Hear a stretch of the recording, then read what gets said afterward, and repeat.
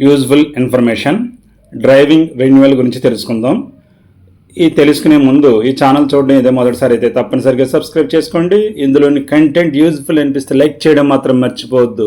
ఇటువంటి యూజ్ఫుల్ కంటెంట్ని మీకు తెలిసిన వరకు కూడా షేర్ చేయండి.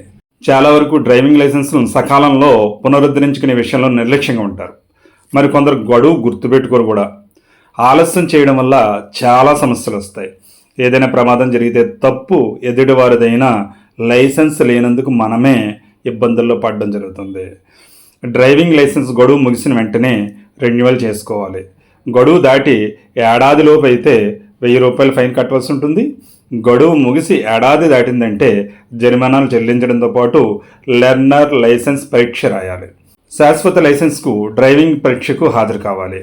కొందరు వేలకు వేలు జరిమానా కట్టడం ఎందుకు, కొత్తగా దరఖాస్తు చేసుకుంటే సరిపోతుంది అని అనుకుంటారు.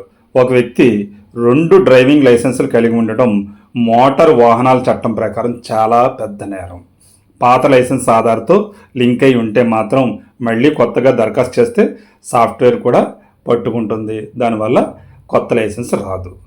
డ్రైవింగ్ లైసెన్స్ రెన్యువల్ చాలా చిన్న పని, కానీ ఈ విషయంలో చేసే నిర్లక్ష్యం మాత్రం చాలా చాలా చిక్కులు తెచ్చిపెడతాయి. అందుకే ఈ విషయంలో అప్రమత్తత చాలా అవసరం. గుర్తుపెట్టుకోండి, డ్రైవింగ్ రెన్యువల్ చేయించుకోండి. సరైన పద్ధతిలో ఫాలో అవ్వండి. ట్రాఫిక్ రూల్స్ని పాటించండి. జీవితానికి భద్రత చాలా ముఖ్యం. మీరు మీ కుటుంబానికి ఎంతో అవసరం. Thank you. All the best. మీ చెల్లూరు రత్నకుమార్. జై హింద్.